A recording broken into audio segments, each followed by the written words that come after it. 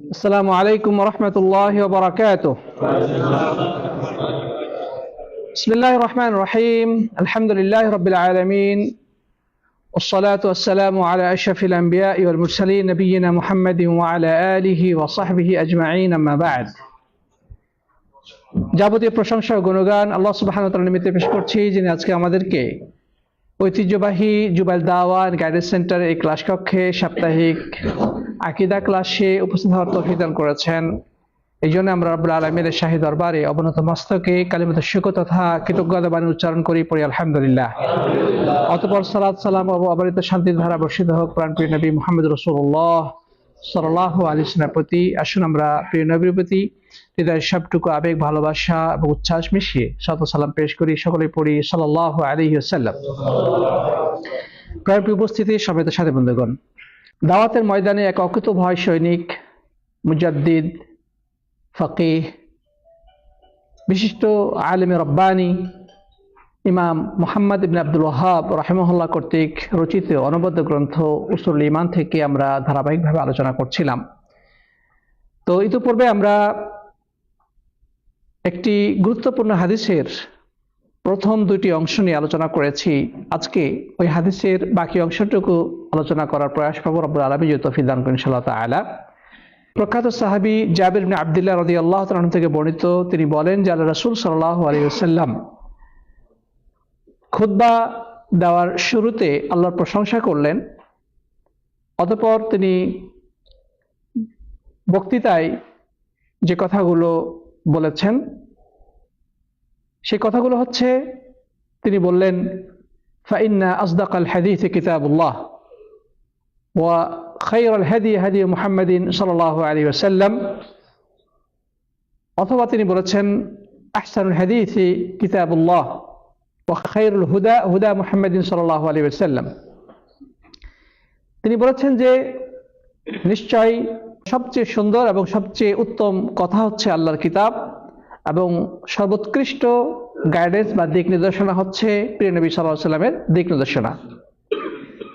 ওয়া শাররুল উমুরি মুহদাসাতুহা, আর সবচেয়ে নিকৃষ্ট বিষয় হচ্ছে দ্বীনের মধ্যে নবাবিষ্কৃত বিষয়সমূহ। ফাইন্না কুল্লা মুহদাসাতিন বিদআহ ওয়া কুল্লা বিদআতিন দালালাহ, আর দ্বীনের মধ্যে নবাবিষ্কৃত প্রত্যেকটি জিনিস হচ্ছে বিদআত, আর প্রত্যেকটি বিদআত হচ্ছে ভ্রষ্টতা। সুনান নাসাইর অন্য বর্ণনায় রয়েছে ওয়া কুল্লু দালালাতিন ফিন্নার, আর প্রত্যেকটি ভ্রষ্টতা বা গুমরাহে পরিণতি হচ্ছে জাহান্নাম। সাথী বন্ধুগণ, আমরা আল্লাহর কিতাব নিয়ে ইতিপূর্বে আলোচনা করেছি। অথবা রাসূল করিম সাল্লাল্লাহু আলাইহি ওয়াসাল্লামের যে গাইডেন্স বা তার দিক নির্দেশনা, সর্বোৎকৃষ্ট দিক নির্দেশনা, সেটা নিয়েও আমরা গত ক্লাসে আলোচনা করেছি। আমরা এই হাদিসের বাকি অংশ নিয়ে আজকে আলোকপাত করার প্রয়াস পাবো ইনশাআল্লাহ তাআলা, আল্লাহ যদি তৌফিক দান করেন। আর সেটি হচ্ছে ওয়া শাররুল উমুরি মুহদাসাতুহা ওয়া কুল্লু মুহদাসাতিন বিদআহ ওয়া কুল্লু দালালাতিন ফিন্নার, অর্থাৎ দ্বীনের মধ্যে সবচেয়ে নিকৃষ্ট জিনিস হচ্ছে নব আবিষ্কৃত জিনিসগুলো, যেগুলো আল্লাহ রাসূল সাল্লাল্লাহু আলাইহি ওয়াসাল্লাম বা ইসলামী শরীয়তে যার কোনো ভিত্তি নাই, এরকম ভিত্তিহীন নব আবিষ্কৃত বিষয়সমূহ। আর দ্বীনের মধ্যে যা কিছু আবিষ্কৃত হয়েছে সবই হচ্ছে বিদআত, আর প্রত্যেকটি বিদআতই হচ্ছে গুমরাহি বা ভ্রষ্টতা। প্রত্যেকটা ভ্রষ্টতা পরিণতি হচ্ছে জাহান্নাম। প্রিয় বন্ধুগণ, এই হাদিসটি ইসলামের মৌলিক হাদিস সমূহের অন্তর্ভুক্ত। এটা দ্বীন ইসলামের যে সকল হাদিসের উপরে দ্বীন ইসলাম প্রতিষ্ঠিত সেগুলোর মধ্যে অন্যতম। অর্থাৎ এই হাদিসের উপর ভিত্তি করে দ্বীনের অনেক কিছুই আবর্তিত হয়। আর সেটা হচ্ছে যে দ্বীনের মধ্যে যা কিছু নব আবিষ্কৃত জিনিস সবই হচ্ছে ভ্রষ্টতা বা গুমরাহি, যার পরিণতি হচ্ছে জাহান্নাম। প্রিয় বন্ধুগণ, এখান থেকে মূলত বিদআতের সংজ্ঞা বা পরিচয় এবং বেদাতের মূলনীতি আমরা খুঁজে পাই। আমরা সকলেই বেদাতের সাথে কম বেশি পরিচিত, কিন্তু আমরা অনেকেই এই বেদাত সম্পর্কে সুস্পষ্ট ধারণা রাখি না। যে বেদাত আসলে কাকে বলে বা বেদাতের মূলনীতি কি, এই বিষয়টি আজকে আমরা ইনশাআল্লাহ জানার চেষ্টা করব এই হাদিসের আলোকে। প্রিয় বন্ধুগণ, এই সংক্রান্ত আরো দু একটি হাদিস যদি আমরা জেনে নিই তাহলে এই বেদাতের মূল বক্তব্যটা আমাদের কাছে স্পষ্ট হবে।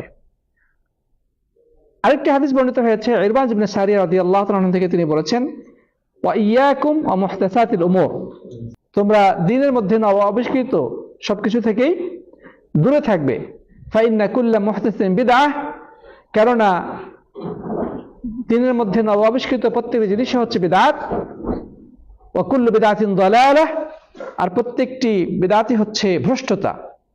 তাহলে এই দুইটি হাদিস প্রায় কাছাকাছি অর্থ। আরেকটি হাদিস রয়েছে যেটি সহিহ বুখারীতে বর্ণিত হয়েছে, বর্ণনা করেছেন মা'জুরনে আয়েশা রাদিয়াল্লাহু তাআলা আনহা, তিনি বলেছেন যে মান আহদাসা ফি আমরিনা হাযা মা লাইসা মিনহু ফাহুয়া রাদ্দুন, যে কোনো ব্যক্তি যদি আমাদের এই বিষয়ে অর্থাৎ দ্বীন বা শরীয়তের বিষয়ে নতুন কোনো কিছু আবিষ্কার করে তাহলে সেটা অবশ্যই পরিত্যাজ্য। অন্য একটি বর্ণনা রয়েছে মান আমিলা আমালান লাইসা আলাইহি আমরুনা ফাহুয়া রাদ্দুন, যে ব্যক্তি এমন কোন আমল করলো যেটা এই দ্বীনের অন্তর্ভুক্ত নয় সেটা পরিত্যাজ্য।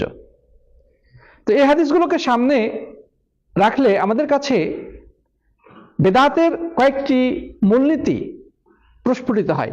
এই হাদিসগুলোকে পর্যালোচনা করে সম্মানিত উলামায়ে কেরাম তিনটি শর্ত উল্লেখ করেছেন। এই তিনটি শর্তের আলোকে বেদাত নির্ধারিত হবে। এক নম্বর হচ্ছে আল ইহদাস, মানে নতুন আবিষ্কার। দুই নম্বর শর্ত হচ্ছে যে সেই নতুন আবিষ্কৃত জিনিসটা হবে দ্বীনের মধ্যে, শরীয়তের মধ্যে। এবং তিন নম্বর মূলনীতি হচ্ছে যে এই জিনিসটার পক্ষে শরীয়তে কোনো ভিত্তি থাকবে না বা কোনো দলিল থাকবে না, চাই সে দলিলটা আম দলিল হোক কিংবা খাস দলিল হোক। প্রিয় বন্ধুগণ, তাহলে এই সকল হাদিসের আলোকে আমরা বেদাতের ক্ষেত্রে তিনটি মূলনীতি পাচ্ছি। সেটা হতে হবে একেবারে নতুন আবিষ্কৃত। দুই নম্বর যে শর্তটা পাচ্ছি সেটা হবে দ্বীনের মধ্যে। তিন নম্বর হচ্ছে এর কোনো ভিত্তি থাকা চলবে না, অর্থাৎ শরীয়তে যার কোনো দলিল বা ভিত্তি নাই। এই তিনটি জিনিস যখন কোনো জিনিসের মধ্যে পাওয়া যাবে তখন সেটাকে বিদআত হিসেবে গণ্য করা হবে। প্রিয় বন্ধুগণ, যেমন আমরা ওই হাদিসগুলো থেকে কি পেলাম? আল ইহদাস মানে নতুন আবিষ্কার। যেমন মা'জুরনে আয়েশা রাদিয়াল্লাহু তাআলা হাদিস থেকে কি পেলাম? মান আহদাসা, যে ব্যক্তি নতুন আবিষ্কার করলো। আর ইরবাজ ইবনে সারিয়ার হাদিসে আমরা কি পেলাম? ইয়াকুম ওয়া মুহদাসাতিল উমুর, তোমরা দ্বীনের মধ্যে নিত্য নতুন আবিষ্কার থেকে দূরে থাকবে। আর জাবের রাদিয়াল্লাহু তাআলা হাদিসে আমরা কি পেলাম? শাররুল উমুরি মুহদাসাতুহা, যে সবচেয়ে নিকৃষ্ট জিনিস হচ্ছে দ্বীনের মধ্যে নতুন আবিষ্কৃত জিনিসগুলো। তো সাথী বন্ধুগণ, তো যদি কোনো বিষয় নতুনভাবে তৈরি করা হয় যেটা আল্লাহ রাসূল সাল্লাল্লাহু আলাইহি সাল্লামের যুগে ছিল না, এবং সেটাকে যদি দ্বীনের অন্তর্ভুক্ত বলে চালিয়ে দেওয়া হয় যে এটা শরীয়ত বা এটা দ্বীন, অথচ তার কোনো ভিত্তি নাই, তাহলে এটাকেই বিদআত হিসেবে আখ্যায়িত করা হবে। প্রিয় বন্ধুগণ, তাহলে বোঝা যাচ্ছে যদি কোনো বিষয়ের দলিল থেকে থাকে, চাই সেটা আম দলিল হোক কিংবা খাস দলিল হোক, অথবা যার ভিত্তি রয়েছে, সেটা বিদআত বলে গণ্য হবে না। অথবা কেউ নতুন আবিষ্কার করলো কিন্তু দ্বীনের সাথে কোনো সম্পৃক্ততা নেই, অর্থাৎ দুনিয়াবী বিষয়ে নিত্য নতুন আবিষ্কার, এটা কি বিদআত হবে? এর উদাহরণ কি? পৃথিবীতে আমরা অসংখ্য অগণিত জিনিস দেখতে পাচ্ছি যেগুলো নতুন আবিষ্কৃত, যেগুলো আগে ছিল না। আল্লাহ নবী সাল্লাল্লাহু আলাইহি ওয়াসাল্লামের যুগে থাকা তো দূরের কথা, আমাদের যুগে কয়েক বছর আগে ছিল না। অর্থাৎ যুগ পরম্পরায় আল্লাহ সুবহানাহু ওয়া তাআলা মানুষকে যে জ্ঞান, গরিমা, মেধা এবং যোগ্যতা দিয়েছেন, সে আলোকে তারা বিভিন্ন ধরনের বিভিন্ন কিছু আবিষ্কার করেছে যেগুলোর সাথে দিনের কোনো সম্পর্ক নাই। এগুলো কি বেদাত হবে? বেদাত হবে না। যেমন আমাদের ডানে বামে সামনে পিছনে যা কিছু দেখছি অধিকাংশই নতুন কিছু, যেগুলো রাসূল করিম সাল্লাল্লাহু আলাইহি ওয়াসাল্লাম বা সাহাবীদের যুগে ছিল না। আধুনিক যত আবিষ্কার আমরা চোখে দেখতে পাই, যেমন হজে আসার জন্য হাজিরা ফ্লাইটে আসে, তারপরে গাড়িতে আরোহণ করে, আমরা আজান দেওয়ার জন্য মাইক ব্যবহার করি, আমরা সময় দেখার জন্য ঘড়ি ব্যবহার করি, আমরা বক্তব্য দেওয়ার জন্য এই যে এখন আধুনিক টেকনোলজি, ইন্টারনেট, মোবাইল বা সোশ্যাল মিডিয়া, ফেসবুক ইত্যাদি ব্যবহার করছি। এরকম লক্ষ লক্ষ জিনিস রয়েছে যেগুলো নব আবিষ্কৃত, যেগুলোর সাথে দিনের ন্যূনতম কোনো সম্পর্ক নাই। এগুলো কি বেদাত? এগুলা বেদাত নয়। আমাদের সমাজে কিছু মূর্খ মানুষ রয়েছে যারা বেদাতের আলোচনা শুনলেই তারা লাফ দিয়ে উঠে বলে, তাহলে তোমরা এই যে ফেসবুকে কথা বলতেছো, লেখালেখি করতেছো, এটা বেদাত। তোমরা মাইকে আজান দিচ্ছ, এটা বেদাত। তোমরা গাড়িতে চড়তেছো, এটা বেদাত। তারা বলে কি না? এটা হচ্ছে দিন সম্পর্কে অজ্ঞতার পরিচয়। তারা যে দিন সম্পর্কে কোনো জ্ঞানই রাখে না, বা বেদাত কাকে বলে এই সম্পর্কে তাদের ন্যূনতম ধারণা নাই, তারই প্রমাণ বহন করে। নাহলে দুনিয়াবী বিষয় তারা উদাহরণ দিত না যে এটা বেদাত। প্রিয় বন্ধুগণ, আমরা যেটা বলেছি যে 3টি শর্ত থাকতে হবে, তবেই বেদাত হবে। সেটা নতুন আবিষ্কৃত হতে হবে, দিনের সাথে সম্পৃক্ত হবে, এবং যার কোনো ভিত্তি থাকা চলবে না। যদি ভিত্তি থাকে তখন সেটা কি হবে না? বেদাত হবে না। অথবা যদি দিনের সাথে সম্পৃক্ত না হয় সেটাও বেদাত হবে না। প্রিয় বন্ধুগণ, আল্লাহ নবী সাল্লাল্লাহু আলাইহি সাল্লাম তার মাধ্যমে দিন পূর্ণতা পেয়েছে, এর মধ্যে কোনো সন্দেহ আছে? আল্লাহ তাআলা কোরআনে কি বলেছেন? আল ইয়াউমা আকমালতু লাকুম দীনাকুম ওয়া আতমামতু আলাইকুম নি'মাতি ওয়া রাদিতু লাকুম ইসলাম দীনা। আরাফার ময়দানে আল্লাহ নবী সাল্লাল্লাহু আলাইহি সাল্লাম যখন অবস্থান করছিলেন তার হজের সময়, তখন এই আয়াতটি নাজিল হয়। আল্লাহ তাআলা এই আয়াতের মধ্যে কি বলছেন? যে আজ তোমাদের জন্য তোমাদের দিনকে পূর্ণতা দান করলাম এবং আমার নিয়ামতের পরিসমাপ্তি ঘটালাম, এবং তোমাদের জন্য মনোনয়ন করলাম দিন হিসেবে ইসলামকে। তাহলে ইসলাম পরিপূর্ণ, আল্লাহ সুবহানাহু ওয়া তাআলা এই দিন ইসলামকে পরিপূর্ণ দান করেছেন। এর মধ্যে এতটুকু ঘাটতি রাখা হয় নাই। আল্লাহ নবী সাল্লাল্লাহু আলাইহি সাল্লাম বিদায় হজ্জে লক্ষাধিক সাহাবীর সামনে দাঁড়িয়ে বক্তব্য দেওয়ার সময় বললেন, আলা হাল বাল্লাগত, আলা হাল বাল্লাগত, যে আমি কি আপনাদের কাছে পৌঁছে দিয়েছি? আমার উপর যে দায়িত্ব অর্পিত হয়েছিল, আল্লাহর পক্ষ থেকে আমাকে যে রিসালাতের গুরুভার দেওয়া হয়েছিল, আমি কি আপনাদের কাছে সেটা পৌঁছে দিয়েছি?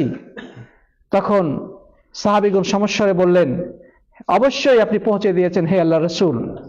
তখন তিনি আঙ্গুল উপরে ইশারা করে বললেন, আল্লাহুম্মা আশহাদ, আল্লাহুম্মা আশহাদ, আল্লাহুম্মা আশহাদ।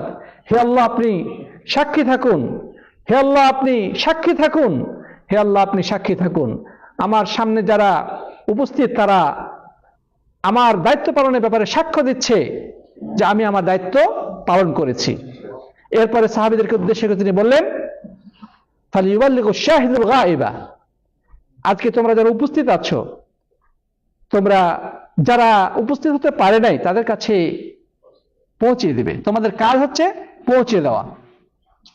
প্রিয় বন্ধুগণ, সাহাবায়ে কেরাম আল্লাহ নবী সাল্লাল্লাহু আলাইহি ওয়াসাল্লামের সেই বার্তাকে, আল্লাহ নবী সাল্লাল্লাহু আলাইহি ওয়াসাল্লাম সেই আহ্বানকে তারা পৌঁছে দিয়েছেন পরবর্তী প্রজন্মের কাছে, এবং সেই ধারাবাহিকতা চলতে চলতে আজকে আমরা সেই ইসলামের কথাগুলো শুনতে পাচ্ছি। আমরাও চেষ্টা করছি তাদের সুরে সুর মিলিয়ে বলতে যে আপনারা যারা দিনের কথা জানবেন, শুনবেন, বুঝবেন, আপনাদের দায়িত্ব হচ্ছে অন্যদের কাছে সেগুলো পৌঁছে দেওয়া। আলেমদের দায়িত্ব হচ্ছে ছাত্রদের কাছে পৌঁছে দেওয়া, ছাত্ররা তার পরবর্তী প্রজন্মের কাছে পৌঁছাবে, যারা উপস্থিত শ্রোতা তারা সাধারণ যারা উপস্থিত হতে পারে তাদের কাছে পৌঁছে দিবে। এই পৌঁছানোর ধারা পরম্পরা যতদিন বাকি থাকবে ততদিন পর্যন্ত এই দিন ইসলাম অবিকল অবস্থায় বিদ্যমান থাকবে। আর এই ধারা যদি বন্ধ হয়ে যায় তাহলে ধীরে ধীরে এই দিন ইসলামের গতিধারা শ্লথ হয়ে যাবে, দুর্বল হয়ে যাবে। এক সময় সেটা মানুষের কাছে একটা অপরিচিত দিনে পরিণত হবে। আল্লাহ নবী সাল্লাল্লাহু আলাইহি সাল্লাম এবার সতর্ক করে দিয়েছেন যে বাদা আল ইসলাম গরিবা ওয়া সায়াউদু কামা বাদা ফাতুবা লিল গুরাবা। দিন ইসলাম যখন শুরু হয় তখন খুবই অপরিচিত ছিল, কেউ বুঝতো না, কেউ চিনতো না, কেউ জানতো না। আর যারা দিন ইসলাম ফলো করতো তারাও ছিল খুবই নগণ্য, গুটি কয়েক মানুষ। আবার এমন সময় আসবে যে কিয়ামতের আগে দিন ইসলামটা মানুষের কাছে অপরিচিত হয়ে যাবে। মানুষ এই দিন ইসলাম বুঝবে না, চিনতে পারবে না, দিনের কথা শুনলে বলবে এটা নতুন কিছু। এবং যারা দিন পালন করবে সমাজের মধ্যে তাদের সংখ্যা হবে খুবই অপ্রতুল, তারা খুবই কম সংখ্যক মানুষ দিন ইসলামকে সঠিকভাবে পালন করবে। আল্লাহ রাসূলের হাদিস শুনলে তারা বলবে কি অদ্ভুত অদ্ভুত হাদিস বলতেছো, কোনোদিন তো শুনি না এগুলা কথা। কিন্তু যারা সে অবস্থাতেও দিন ইসলামকে শক্তভাবে ধরে থাকবে আল্লাহ নবী সাল্লাল্লাহু আলাইহি ওয়াসাল্লাম তাদের সুসংবাদ দিয়েছেন যে ফাতুবা লিল গুরাবা। ওই সময় যারা দিন ইসলামকে ফলো করবে মানুষের মধ্যে অপরিচিত অবস্থাতেই, মানুষের কাছে বেশি তাদের পরিচিতি থাকবে না, তারপরে যারা দিন ইসলামকে শক্তভাবে আঁকড়ে ধরে থাকবে তাদের জন্য রয়েছে সুসংবাদ। আমরা সেই সকল সুসংবাদ প্রাপ্ত দলভুক্ত হতে চাই কিনা? যদি আমরা তাদের দলভুক্ত হতে চাই তাহলে আমাদের কর্তব্য হবে আল্লাহর দ্বীনকে যে কোনো পরিস্থিতিতে মজবুতভাবে ধারণ করা, আল্লাহ রাসূলের সুন্নাহকে শক্ত হাতে ধারণ করা, আল্লাহ রাসূল সাল্লাল্লাহু আলাইহি ওয়াসাল্লামের আদর্শকে নিজেদের জীবনে বাস্তবায়ন ঘটানো। যদিও সমাজের মানুষ তার দিকে অন্য চোখে তাকাবে, কেউ চোখ রাঙানি দিবে, কেউ কটু কথা বা বাজে মন্তব্য করে তার অন্তরকে ভেঙে চৌচির করে দেওয়ার চেষ্টা করবে, পদে পদে বাধা সৃষ্টি করা হবে, তারপরে সে মজবুতভাবে আল্লাহর দ্বীনকে আঁকড়ে ধরে থাকবে, রাসূলের সুন্নাহর উপরে নিজের জীবনকে পরিচালনা করবে। যদি এমনটা কেউ করতে পারে তবে তারাই হচ্ছে সৌভাগ্যবান, তারাই আল্লাহ নবী সাল্লাল্লাহু আলাইহি ওয়াসাল্লামের ভাষায় সুসংবাদ প্রাপ্ত। সুবহানাল্লাহ। প্রিয় বন্ধুগণ, কিয়ামতের আগে এমন একটি সময় আসবে আল্লাহ নবী সাল্লাল্লাহু আলাইহি ওয়াসাল্লাম বলেছেন যে দিন ইসলামকে ধরে রাখা এতটাই কঠিন হবে যেভাবে জ্বলন্ত আঙ্গার হাতের মুঠোতে ধরে রাখা কষ্টসাধ্য। একটা জ্বলন্ত কয়লা যদি আপনি হাতে ধরে থাকেন সেটা কি ধরা সম্ভব? খুবই কঠিন। এর থেকেও বেশি কঠিন হবে দিন ইসলামকে মেনে চলা, এমন একটা সময় আসবে। প্রিয় বন্ধুগণ, অতএব সেই বৈরী পরিবেশের জন্য আমাদেরকে প্রস্তুত থাকতে হবে। যদিও এখনো নানাভাবে যারা সুন্নাহ পালনকারী তারা নিগ্রহের শিকার হচ্ছে, অপবাদের শিকার হচ্ছে, নানাভাবে জুলুম নির্যাতন করা হচ্ছে, কিন্তু এখনো সে পরিস্থিতি আসে নাই। এখনো আলহামদুলিল্লাহ দিনে হকের কথা বলা যায়, এখনো কোরআন সুন্নাহর কথাগুলো মানুষ শুনছে, মানুষ আমল করার চেষ্টা করছে। কিন্তু কিয়ামতের আগে এমন একটা সিচুয়েশন চলে আসবে। প্রিয় বন্ধুগণ, তো আমরা আবার ফিরে যাই সে বিদআতের আলোচনায় যে দিন ইসলাম পরিপূর্ণের মধ্যে আল্লাহ নবী সাল্লাল্লাহু আলাইহি ওয়াসাল্লাম কোনো ত্রুটি বিচ্যুতি রেখে যান নাই, কমতি রেখে যায় নাই। কেউ যদি মনে করে যে দিনের মধ্যে একটু সংযোজন করলে কি সমস্যা, এটা তো দিনের স্বার্থে আমি করছি, মানুষের উপকার হবে, একটু বাড়িয়ে কথা বললে কি অসুবিধা, তাহলে এ ব্যাপারে উলামায়ে কেরাম কি বলেছেন? যে ব্যক্তি বলবে যে দিনের মধ্যে নতুন কিছু সংযোজনের প্রয়োজন আছে, সে যেন আল্লাহ নবী সাল্লাল্লাহু আলাইহি ওয়াসাল্লামের উপরে অভিযোগ দায়ের করলো যে তিনি দিন ইসলামকে পরিপূর্ণ রেখে যান নাই, ওই ব্যক্তি এসে পরিপূর্ণতা দান করলো, নাউজুবিল্লাহ। অথবা সে রাসূলকে যেন সে এই অপবাদ দিল যে তিনি তার দায়িত্ব পালনের ক্ষেত্রে খেয়ানত করেছেন, নাউজুবিল্লাহ। তিনি দায়িত্ব যথাযথভাবে পালন করেন নাই। এখন ওই হুজুর, ওই বক্তা, ওই ইমাম, ওই লেখক, ওই গবেষক, উনি এসে দিনটাকে পূর্ণতা দিল, নাউজুবিল্লাহ। তো দিন ইসলাম হচ্ছে কমপ্লিট, একটু বাড়ানোর কোনো সুযোগ নাই, কমানোরও কোনো সুযোগ নাই। যে জায়গা থেকে সুন্নাহ উঠে যায় সেখানে বিদআত ঢুকে পড়ে। অতএব প্রিয় বন্ধুগণ, আমাদেরকে বিদআতের ব্যাপারে সর্বোচ্চ সাবধানতা অবলম্বন করতে হবে। আলহামদুলিল্লাহ, অধিকাংশ মানুষের মধ্যেই ইখলাস পাওয়া যায়, যারা দিনের জন্য কাজ করছে, দিনের জন্য মেহনত করছে। বেশিরভাগ মানুষের মধ্যেই সেই ইখলাসটা রয়েছে যে আমি আল্লাহ সন্তুষ্টির জন্য এই কাজগুলো করছি। কিন্তু রাসূল করিম সাল্লাল্লাহু আলাইহি ওয়াসাল্লামের অনুসরণের প্রশ্নে কিন্তু অধিকাংশ মানুষ ধরা খেয়ে যাচ্ছে। উলামায়ে কেরাম উল্লেখ করেছেন, যে কোনো ইবাদত কবুল হওয়ার জন্য অবশ্যই দুইটি শর্ত থাকা অপরিহার্য। এক নম্বর শর্ত কি? আল ইখলাসু লিল্লাহ, আল্লাহর সন্তুষ্টির জন্য সেই ইবাদতটি করতে হবে। দুনিয়ার কোনো স্বার্থ, দুনিয়ার কোনো উদ্দেশ্য তার সাথে সম্পৃক্ত থাকা চলবে না। যদি ইখলাসের ত্রুটি হয় তাহলে সেই ইবাদতটা শিরকে আসগর বা ছোট শিরকে রূপান্তরিত হবে, সেটা রিয়ায় পরিণত হবে। আর রিয়া মানে হচ্ছে ছোট শিরিক। তো কেউ যদি দুনিয়া পাওয়ার স্বার্থে আল্লাহর সন্তুষ্টির পরিবর্তে মানুষের সন্তুষ্টি অর্জন, মানুষের প্রশংসা কুড়ানো, অথবা দুনিয়ার কোনো স্বার্থ লাভের আশায় কোনো যদি ইবাদত করে, তাহলে সেটা হচ্ছে রিয়া। আর রিয়াকে বলা হয় শিরকে আসগর। আল্লাহ নবী সাল্লাল্লাহু আলাইহি ওয়াসাল্লাম সাহাবীদেরকে উদ্দেশ্য করে বললেন, তোমাদের কাছে আমার সবচেয়ে যে জিনিসটি ভয়ের, সেই জিনিসটি হচ্ছে যে ছোট শিরিক। আমি তোমাদের ব্যাপারে ছোট শিরিককে সবচেয়ে বেশি ভয় করি। সাহাবাগণ বললেন, যে আল্লাহ, ছোট শিরিক কি? তিনি বললেন, আর রিয়া মানে মানুষের প্রশংসা পাওয়া, মানুষকে দেখানো, প্রদর্শন ইচ্ছা, এই জিনিসটা আমার কাছে সবচেয়ে বেশি ভয়ের কারণ। হয়তোবা দেখা যাবে যে অনেক মানুষ মাশাআল্লাহ সুন্নাহ অনুযায়ী জীবন যাপন করে, সে শিরিক থেকে খুবই সতর্ক, বিদআত থেকে খুব সাবধান, কিন্তু তার মনের অবস্থা খুবই খারাপ। সে দিনের কাজ করছে মানুষকে দেখানোর জন্য, ইবাদত বন্দেগী করছে মানুষের প্রশংসা পাওয়ার জন্য বা দুনিয়াবী স্বার্থ হাসিলের জন্য, তাহলে তার এই সব কাজই গোল্লায় যাবে। তার আমল নামায় নেকির পরিবর্তে গুনাহ লেখা হবে। ওইটা তখন ইবাদত হবে না, বরং শিরকে রূপান্তরিত হবে, নাউজুবিল্লাহ।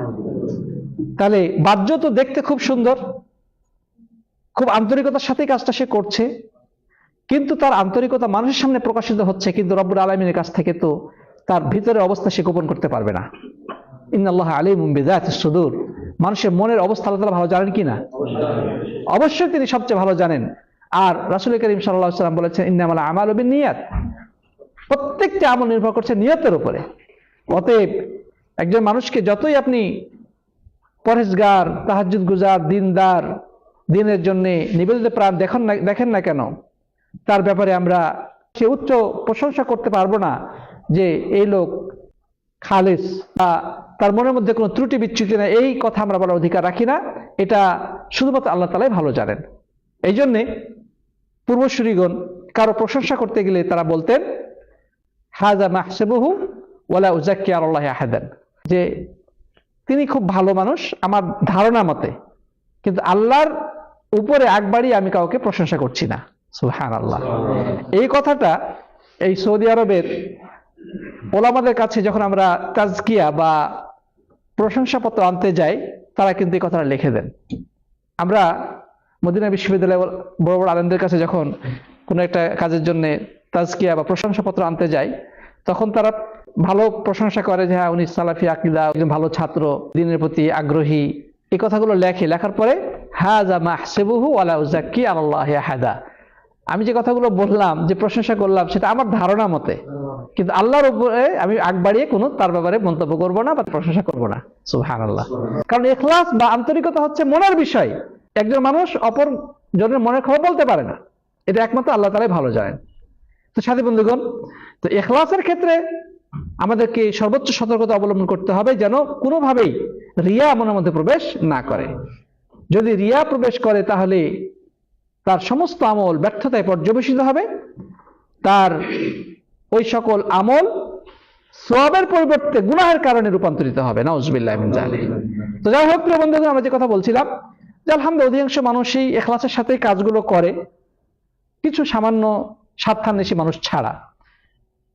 কিন্তু ইবাদত কবুলের যে দ্বিতীয় শর্ত, সেই প্রশ্নে কিন্তু অনেক মানুষ ফেঁসে যায়, আর সেটা হচ্ছে মুতাবাআতু রাসূলিল্লাহ সাল্লাল্লাহু আলাইহি ওয়াসাল্লাম, আল্লাহ রাসূলের অনুসরণ। আর যখনই আপনি যে কোনো ইবাদত করবেন রাসূলের তরিকা অনুযায়ী, সেটাই হচ্ছে সুন্নাহ, সেটাই হচ্ছে সঠিক। আর যখনই এমন ইবাদত করবেন যে ইবাদতের ব্যাপারে রাসূলের কোনো সুন্নাহ নাই বা রাসূলের পক্ষ থেকে নির্দেশনা নাই, সেটা দেখতে যতই সুন্দর হোক না কেন, যতই আকর্ষণীয় হোক না কেন, সেটা কিন্তু সুন্দর নয়, সেটা হচ্ছে শাররুল উমুর, সবচেয়ে নিকৃষ্ট জিনিস। সেটা একেবারে অনর্থক, পণ্ডশ্রম। মানে আপনি ইবাদত করলেন ঠিকই, ইখলাসের সাথে আপনি কাজটা করেছেন, আন্তরিকতার কোনো অভাব ছিল না, কিন্তু রাসূলের তরিকা যেখানে অনুপস্থিত, সেই ইবাদত আর ইবাদত বলে গণ্য হবে না, এটা পণ্ডশ্রম হবে, অর্থাৎ ওই করা না করা এক সমান। প্রিয় বন্ধুগণ, তাহলে এই দুইটি শর্ত আমাদের প্রত্যেক ইবাদতের মধ্যে থাকা অপরিহার্য। আমি 2 রাকাত নামাজ পড়ব, 2 রাকাত নামাজের শুরু থেকে নিয়ে শেষ পর্যন্ত প্রথমত আমাদের ইখলাস তো অবশ্যই থাকতে হবে, আমি আল্লাহর সন্তুষ্টির জন্য 2 রাকাত নামাজ পড়ব।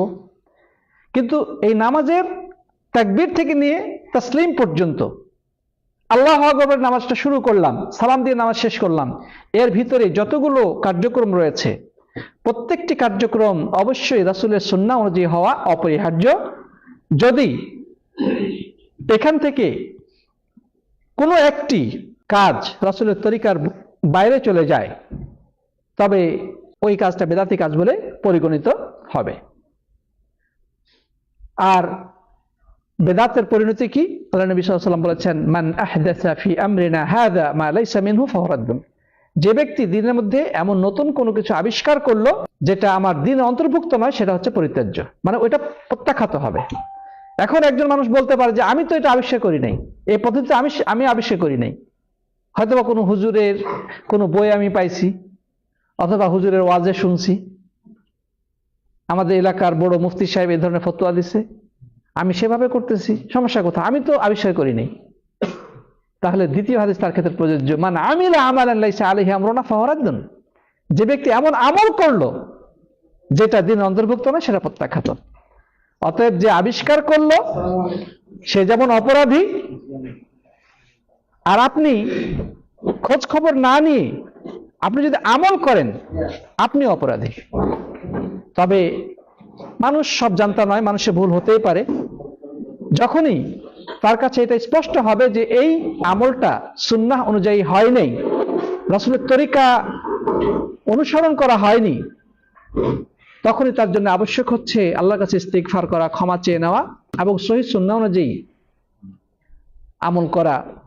জীবনের যে কোনো পর্যায়ে সেটা হোক না কেন, আল্লাহর কাছে কেউ যদি ইস্তিগফার করে, খাঁটি অন্তরে তওবা করে নাই, অতীতে যত ভুল ভ্রান্তি তার দ্বারা ঘটেছে, জেনে হোক কিংবা না জেনে হোক, আল্লাহ তাআলা সেটা কি করে দিবেন? মাফ করে দিবেন। বরং আল্লাহ তাআলা তার এই অজানা ভুলের কারণে যখন সে তওবা করে খাঁটি পথে চলে আসবে, অতীতের গুনাহগুলোকে তিনি নেকিতে রূপান্তরিত করে দেবেন। সুবহানাল্লাহ। তো সাথী বন্ধুগণ, লাস্টে যে কথাটা বলা হয়েছে যে প্রত্যেকটি বেদাতের পরিণতি হচ্ছে জাহান্নাম। বেদাত হচ্ছে একটা ভেজাল পণ্যের নাম, নকল পণ্যের নাম। বাজারে দোকানে সাজিয়ে রাখা হয়েছে নানা ধরনের পণ্য, দেখতে মাশাআল্লাহ সব সেম সেম, কিন্তু এর মধ্যেই কোনো কোনো পণ্য নকল বা ভেজাল, যেটা দেখতে ওই আসল ব্র্যান্ডেড পণ্যের মতোই। ওই পণ্য যদি আপনি ব্যবহার করেন, তাহলে আপনার নানা ধরনের ক্ষয়ক্ষতির সম্ভাবনা রয়েছে, বড় ধরনের দুর্ঘটনা ঘটার সম্ভাবনা আছে। আপনি সেটা যদি খান, আপনার অসুখ বিসুখ হওয়ার সম্ভাবনা আছে। আপনি ব্যবহার করেন, আপনার ত্বকের সমস্যা হওয়ার সম্ভাবনা আছে। অর্থাৎ যখন আপনি নকল পণ্য ব্যবহার করবেন, সেটা আপনার জীবন, জীবিকা, আপনার নিরাপত্তা সবকিছুর জন্য বড় ধরনের বিপর্যয়ের কারণ ঘটতে পারে। দিনের মধ্যে বেদাতের উদাহরণটা অনেকটা এরকম।